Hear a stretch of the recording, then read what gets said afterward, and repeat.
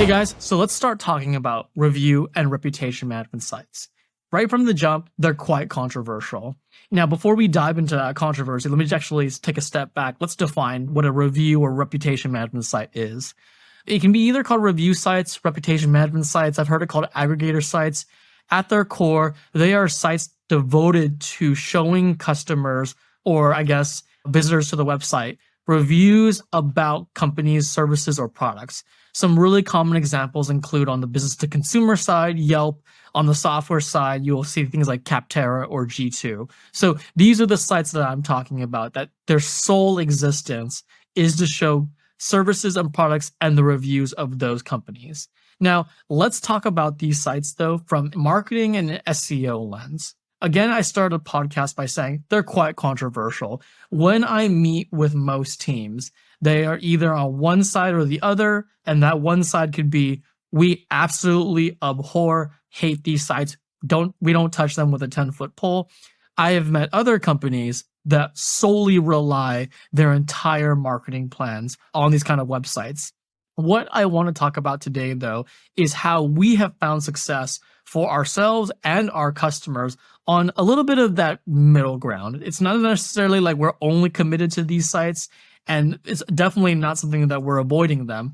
We have found with our customers and our marketing strategies that if you just know how to use and incorporate these review sites into your broader marketing strategy, and in our case, an SEO strategy, we have seen a lot of success for our clients where they have seen good ROIs and a good kind of relationship of bringing in new leads alongside with their SEO strategy. So for today's call, whether or not you love or hate these review sites, I'm going to ask you, bear with me. I'm going to plot out the exact strategy that we use for our clients as well. And I actually think you'll walk away with possibly wanting to adopt something similar, or at least looking at it one more time. So let's start off by saying about the topic, review sites as an SEO assets. When it comes to SEO, there was a Google update scholar, so there's names for each of these updates, but there was an update years ago, I think it was probably like in the tens of years now, where Google updated, and what the big change was Google wanted to limit the number of results one domain could control on the first page of results. So let me say it the other way. Google wanted to, in this update, diversify the SERP results on the first page. In short, they were stopping the ability for lots of websites and companies to own multiple results on the first page. And they were really trying to have at least 9 to 10 different players for the 9 to 10 results on the first page. So why is that important? So the idea that you could dominate a search result to the point where you own all 10 of the results is not possible anymore, unless it is a branded search. If it's a branded search, like someone's looking up your company or your product, possibly you could probably own more than 1 to 2 results on the first page. But for the basis of our conversation, most SEO campaigns go beyond just your branded keywords. They go for productized services keywords and industry keywords. So in that case, this is where review sites come into play. You can no longer acquire first page results and think you're going to get the first 10. So if you're plotting out your SEO strategy, just kick that out of the door. It's not going to happen. You're not going to own the first 10 results. So this is why when it comes to an SEO strategy, review and reputation management sites are almost integral to dominating the first page of results. And so let's stop there. What I mean by that in visualization is if your SEO strategy is solid and you've gone to the first page and you're in the top 3 results, awesome. But what would be even better is if you can identify what is the most important keyword to us, what is the one that we really want to dominate and get as much traffic as possible from. Well, if you rank on the first page, but you can also identify what reputation management sites or review sites also litter the first page. And depending on the keyword search, we've seen anywhere from maybe 1 reputation management site to 3 or 4. If you can identify all of the reputation management sites that are on the first page, and get this, rank on the first page with your own website, and then be in the top 1, 2, or 3 of each of these reputation management sites, you truly would then be dominating the first page results. Because even if they didn't click onto your website and they went to these reputation management sites and they saw you were first, second, or third on these review sites' list, then they would say, okay, not only do I see these guys on the first position, but these other sites are providing social proof that these guys do deserve to rank on the first page, and all these other sites are backing that up because they're also on the top of the list for these other places as well. So you can see that even though Google's update years ago eliminated the ability to dominate with multiple listings on the first page, review management sites and reputation management sites allow for that. And that's why I would say that reputation management sites or review sites are almost integral to your SEO strategy. The idea that you could ignore them, it's still doable, but I think you're leaving way too much on the table, and that's where your competition can kind of cut in and grab traffic away from you. However, if you can play the game so well, and some of our clients do this well, they rank and they own the top positions in those reputation management sites for the related search results, you dominate. You become the no-brainer option for potential leads and visitors who visit the first page results, see your website, and these other reputation management sites. So that's my argument for why the idea that you don't want to touch review sites with a 10-foot pole is a little bit faulty, and you may want to consider, going down that path. So that's my one justification so far of why you should be using them. But let's kind of jump back to now. I know some natural thoughts will come into your brain of like, well, I get all of these unsolicited emails all the time about, hey, this is our new website. You can create a new profile for free and ask people to start reviewing, and you should, add your listing to our website. My agency, our business, we get it all the time as well. I'm sure you are as well. I think that stuff is kind of what turns people off. Sometimes people get the promise of these emails. They get really excited creating a new profile. They start calling in social favors of, hey, would you leave a review for us because we're trying to build our profile here? And then lastly, possibly even, think about sponsoring that review site. I think that's where a lot of people's extent of that relationship go with review sites, and often that's where they sour. And it makes sense because I think that is the reverse method of going with this sort of strategy. Now, again, you'll know if you're listening to this podcast episode, we are an SEO agency, so we see a lot of things through an SEO lens. However, what I can say is the most effective way to identify if a review site is worth it or not is really not based on cold emails to your inbox. The best way to analyze them, in our opinion, and our tried and true method, is what are the money keywords or the keywords that you would love to rank for, and what review sites are already on the first page. So if you are a restaurant, no brainer, it's Yelp. But however, most of our customers are B2B, and you can see, like I mentioned in the beginning of the call, these can be anything from G2, Clutch, Capterra.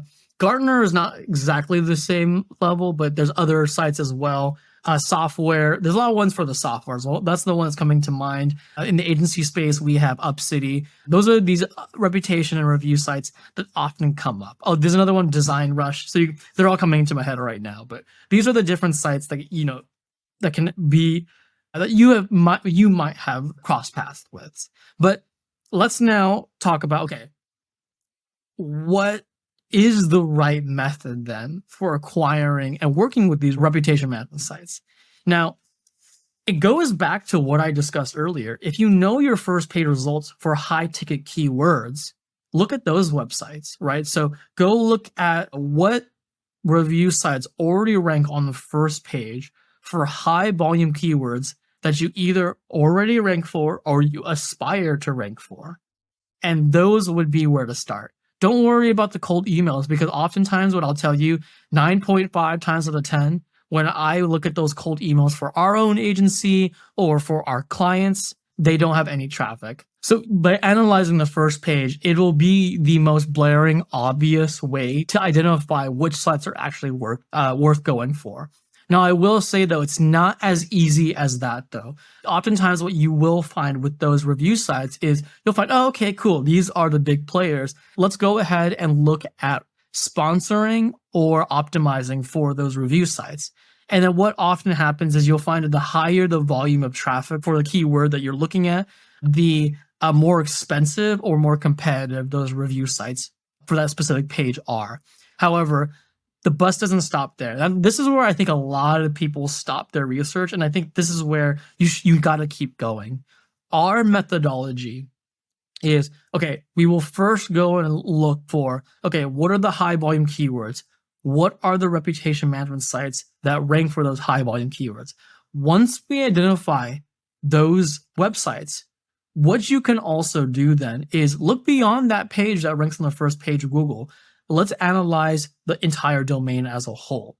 And so what we do, and you can use tools like SEMrush or Ahrefs, and I'm sure there's other tools you can do this as well, but our go-to set is SEMrush and Ahrefs, where we will plug in that domain into SEMrush or Ahrefs and say, hey, let's go and find top performing pages in this domain, and are they relevant to us? So in our own case, let's just use Zupo, our agency, as an example.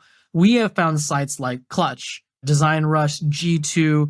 We looked at UpCity, where we would go in and get the domain, go on to SEMrush and plug those domains in. And then we would then look through all the pages and filter them by saying, okay, we want to see all the pages on this domain that have SEO in the URL, because we know that if it has SEO in the URL, it's probably a page devoted to SEO agencies or SEO services. And what is the estimated traffic or projected keywords of that specific page ranks for? And do we want to play in those fields? So a great example of this is we found on one of these domains had a page dedicated to SEO agencies across the entire world. As enticing as that page was for us, it was way too expensive for us to try and sponsor. We were talking about tens of thousands of dollars to even be in the top 10. Way too expensive. However, when we drilled down on the domain and looked at other URLs with SEO in the title, we were able to find different variations beyond that massive page where they were getting significant traffic, but a much less level of investment that you needed to get onto the first 3 to 5 positions. So this is where you need to kind of treat the review sites like a research project. You want to really sift through the entire domain. Now, I will also say it is like any other kind of scavenger hunt or research project, where what we will often find is for every 5 to 10 domains we look at, maybe we will find 1 to 2 that really make sense for us. And so that's what I would really encourage, is get really hyper specific, use tools like SEMrush and Ahrefs to identify these reputation management sites and see what pages are options. And then you can start working with the sites themselves. And if you want to sponsor, talking to their teams about, hey, we want to sponsor these pages, what would that investment look like? But more importantly, though, what this really means is you can then prioritize your resources.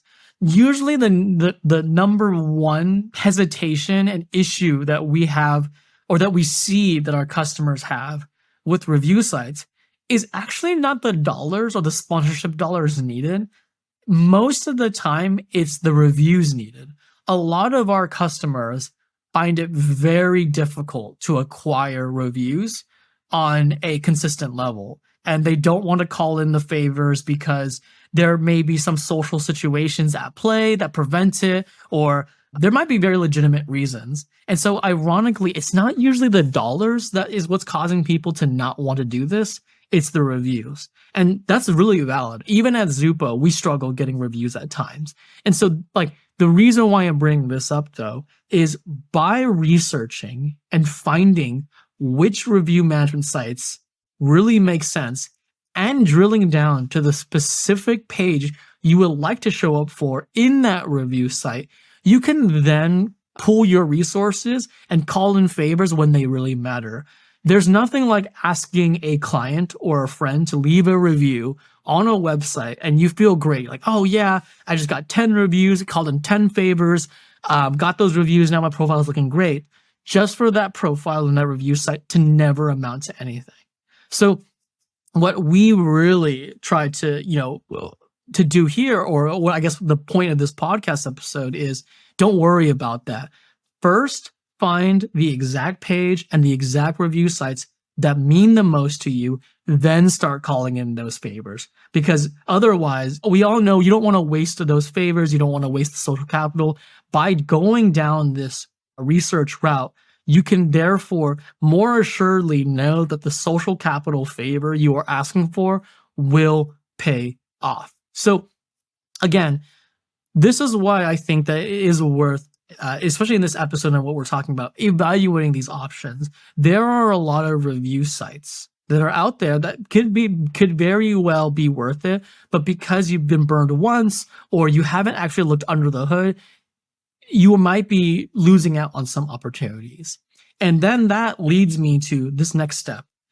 Reputation management sites or review sites can be a shortcut or a short-term stimulus to help bolster your SEO.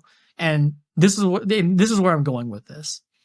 In SEO, it normally will take 6 to 9 months, maybe even longer, to rank on the first page. Most of our clients understand this when they start working with us. If you're a savvy marketer, and you probably are, if you're listening to this, you know this already. Review sites do not follow that same timeline. So what we can often do with our customers is, hey, do you really want to rank for this keyword, but we know it's going to take a while? Why don't we sponsor and focus on these review pages that may already rank for the keywords that we want to rank for, and we will drive traffic in that way. So in the short term, while we're working on our SEO, we can still acquire traffic while we wait for our SEO to get in line and start ranking for that keyword. So it gets much more nuanced from there. So instead of, in the beginning of this episode, I talked about, your 1-2 punch of dominating the first page results is ranking on the first page and being on the reputation management sites. However, if you can't rank on the first page because it's difficult, it takes time, which it always will, use the review management sites as your short-term kind of essentially, method or strategy of still acquiring traffic while you're waiting and working on the SEO strategy. So to me, review management sites are a wonderful, awesome strategy to help stimulate and get traffic while you wait for the long-term results of SEO. So in the beginning of this episode, I was kind of hoping to take an approach that was much more middle of the road of why you needed review management sites. As I hear myself talk out loud, it's becoming much more of go down the review sites or reputation management site path. And I think I makes it sound like I'm trying to sell these things. I am essentially trying to tell you, yes, please use these strategies. However, again, like I mentioned earlier, as much as I'm excited about telling you to go down this path, make sure that you're picking the right pages. Otherwise, you're going to be wasting a lot of resources, right? So let's kind of take a step back, though, again, and talk about finding success with these review sites. It's one thing to sponsor, one thing to do these research, to research which pages are the most important, and then kind of going from there. But I would also encourage, still do the right things that anyone would tell you. Start tracking, making sure that the pages you are sponsoring are bringing in leads to your site, making sure that they are eventually leading to sales so that you're getting the good ROI.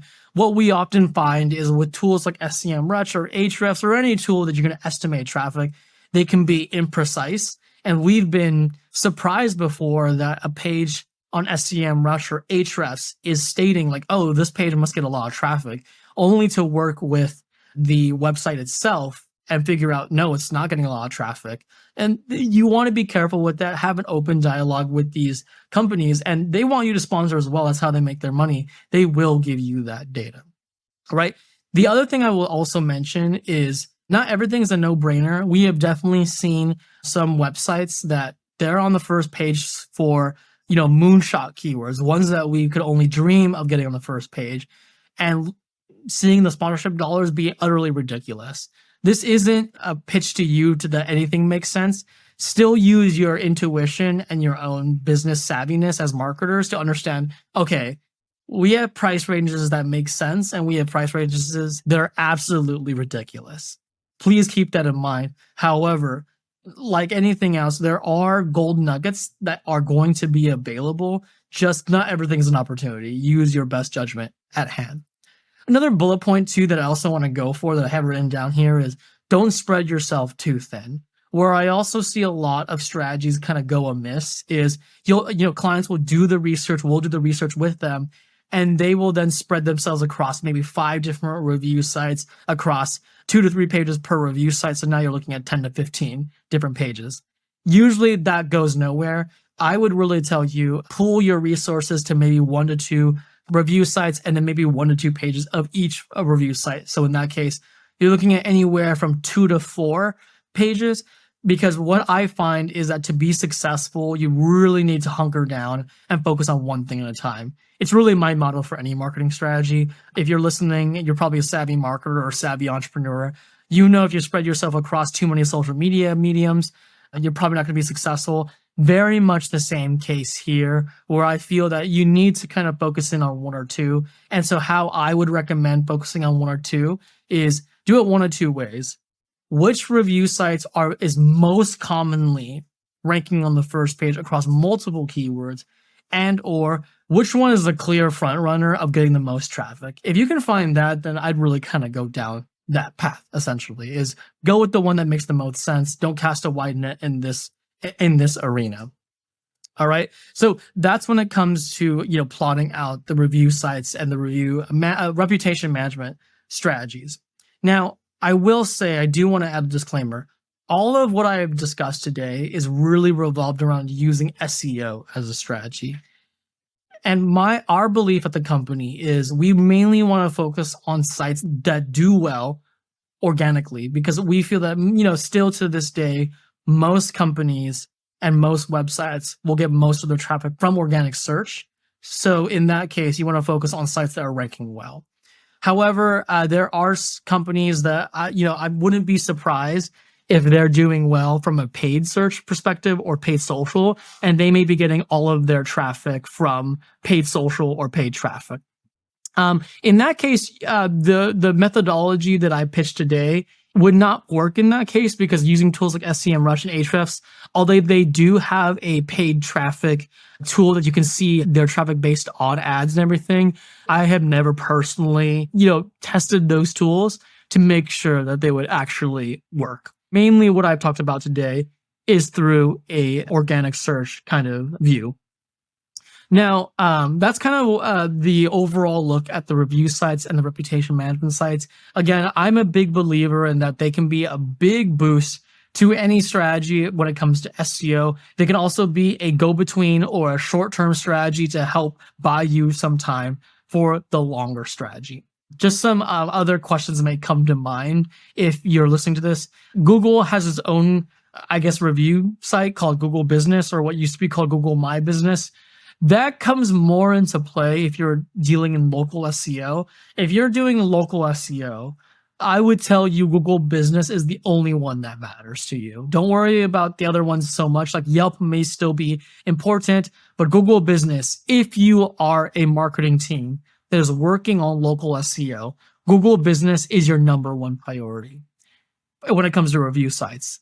If you're not doing local SEO, I would tell you the Google Business profile doesn't really matter as much, and you don't need to pretty much worry about that, because Google Business really only matters on the local SEO side of things. All right.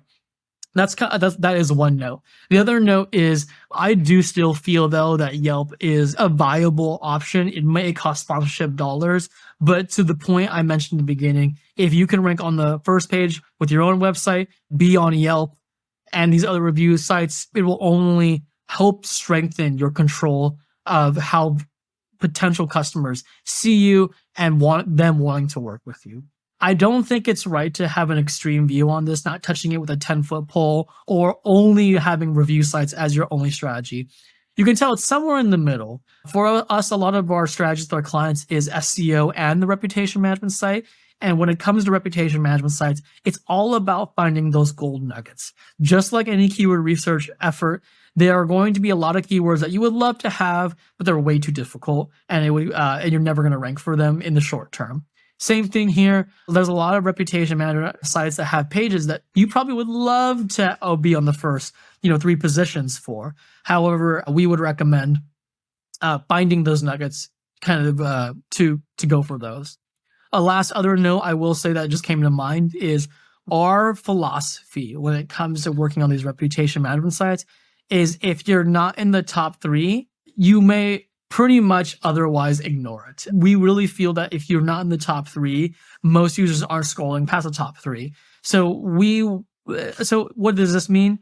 If you're sponsoring a page to be the 10th position, we kind of feel like it's not worth it. You really need to be in the top 3, maybe the top 5. Top 5 will kind of sometimes make an exception for, but otherwise, I think it's a waste of time to be sponsoring a page if that sponsorship gets you under 10. That seems pointless to me, even under 5. So we do think it is worth sponsoring 1 to 5. A very important section about this conversation came to mind. What you also have to realize with review sites is you are operating under someone else's business. So at the time of filming this episode, Twitter.com or X.com, once they had the takeover from Elon Musk, they were starting to shut down their API. So third-party Twitter tools were kind of just SOL on their business operations. They couldn't access the API. So lots of these businesses were screwed. When you're doing any marketing, that's always going to be the name of the game. Yeah, anybody who tells you, like, I don't want to do social media marketing because I'm at the whim of the social media algorithms, any marketing will be under that umbrella. SEO is very much in that way with Google. When Google has an update, you're at their whim. The same thing happens with review sites. Review sites are trying to make money on their own as well. And so they'll often change their algorithms, change their sponsorship dollars, change the way that you do business with them. That's just the name of the game of marketing. And so I do hear from people, oh, it's not worth working with them because of stuff like that. I don't think that's a good argument for or against it either, because I kind of made my point. All the marketing mediums are going to be like that. So what I would tell you, though, is that I'm not saying you ignore that, but in a sense, know that is the name of the game. But what I would tell you is that there is some truths to it. What we often find, and I have a certain client in my head who has played the review site game very well for over 15 years. He's been in business for over, I think, 18 years. And so the entire time that I've known him, he's used review sites very well. Understand that review sites will come and go. Ones that were dominant a couple years ago will not be dominant anymore. And so your method of success is staying on top of it. Every 6 months, every year, evaluate which of the reputation management sites are still doing well. Which ones used to do well are not doing well anymore. Which ones are newcomers that are coming out of nowhere, essentially, right? Just like any other marketing medium, you want to analyze and just make sure you're checking them. And I don't want to make this seem like some Herculean effort.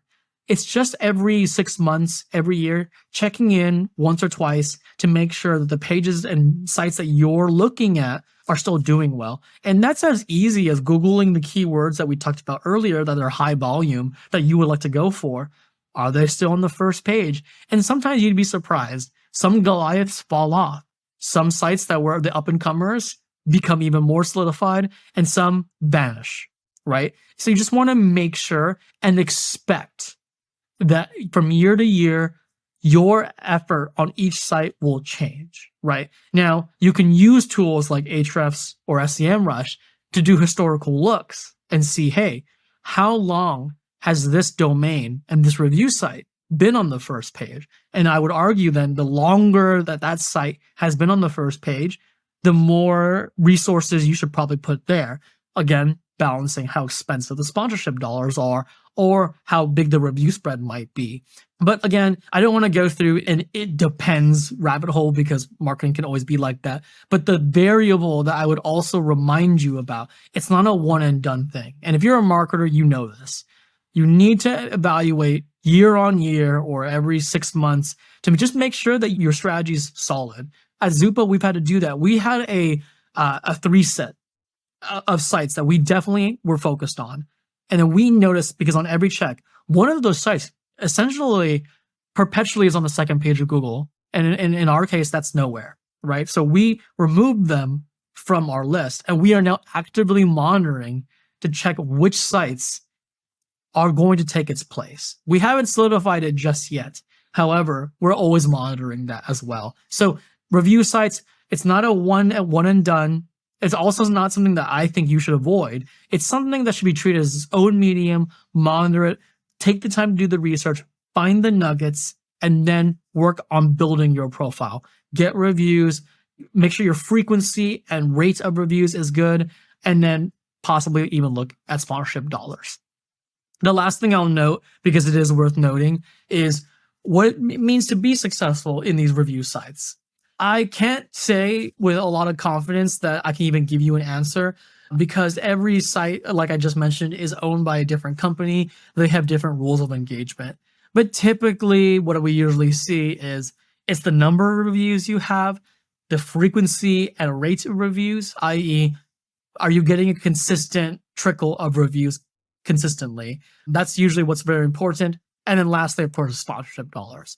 As long as you're hitting those three, we find most reputation management sites follow that kind of algorithm. However, it is also up to you to figure out what that algorithm is. We've seen sites that actually don't care how many number of reviews you have, and it's 99% sponsorship dollars, which to me, I don't love, and I'm sure you don't love hearing that either, and we've avoided those sites. However, essentially, you need to kind of do the research, look at the sites, engage with them, and see what it takes to win at their game.